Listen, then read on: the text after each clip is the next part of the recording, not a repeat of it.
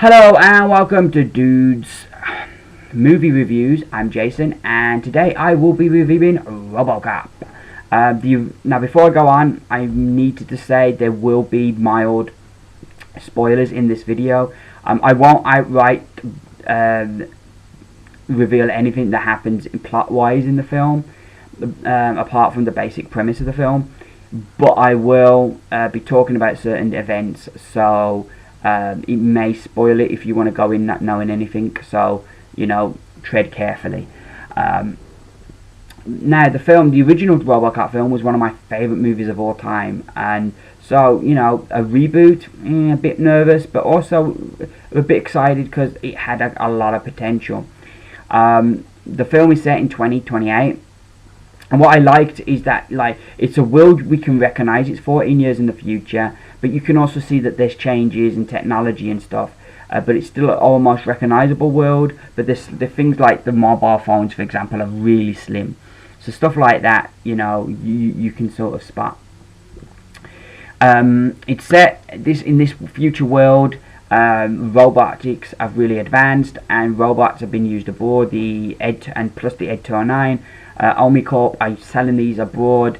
Instead of sending military into these countries, they're able to send these robots in to do the job.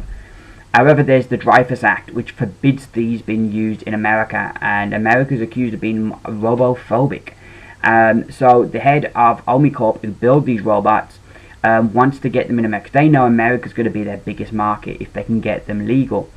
And when he again fails to do this, he figures that America need a more acceptable face, so they decide they're going to put a robot with a man and make this kind of cyborg, and that's Robocop, if you will, and that this is going to be the way that they'll be able to eventually get their robots out there.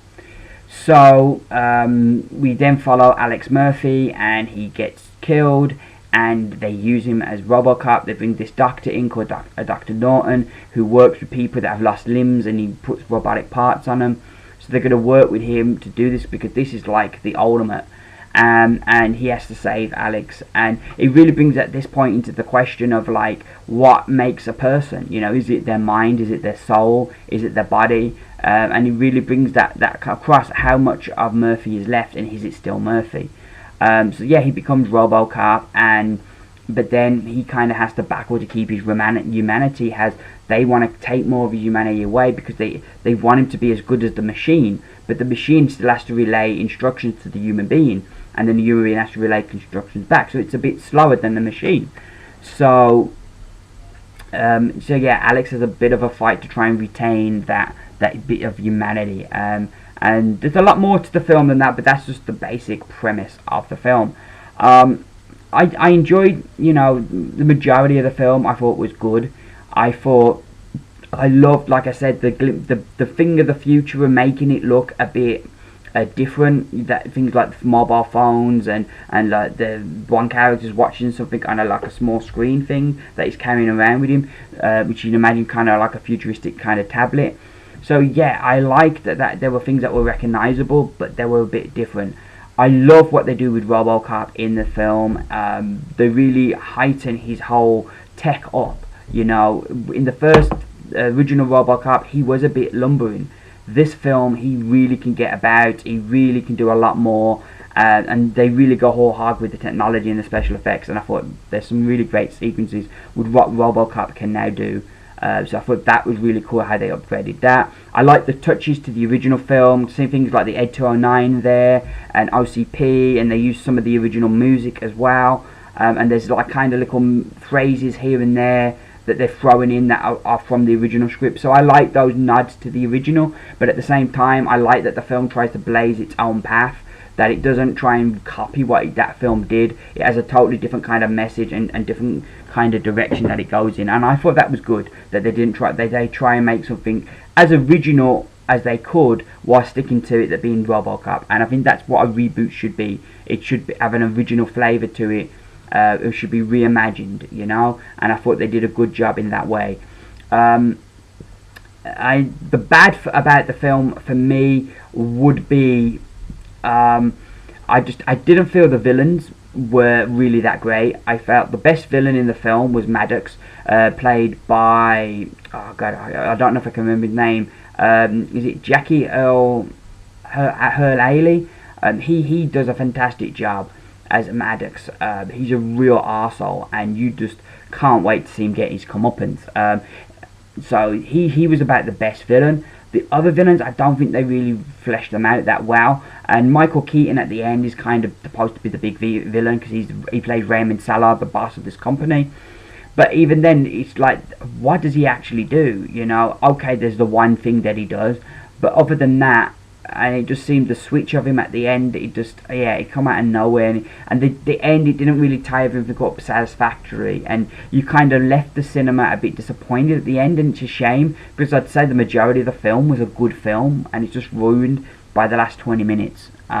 Really wish that I could go in and re-edit those last 20 minutes, because I think there is a good film here, but it just gets let down by a weak finish.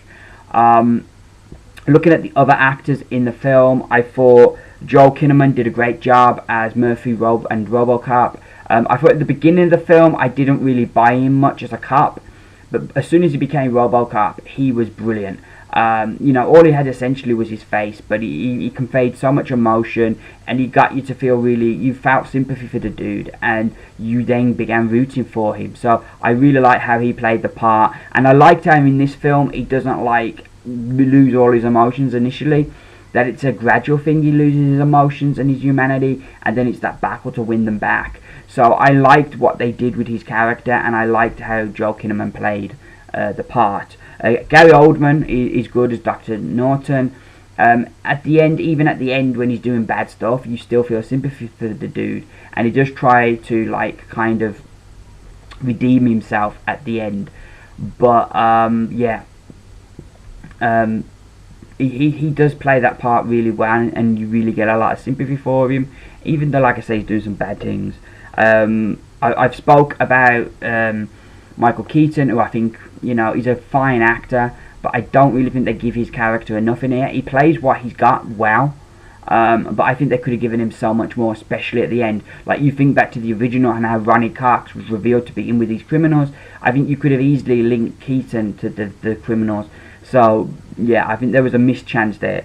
Out of the cast, for me, the star of the show, as well as Maddox being a great villain, was Pat Novak, played by Samuel L. Jackson.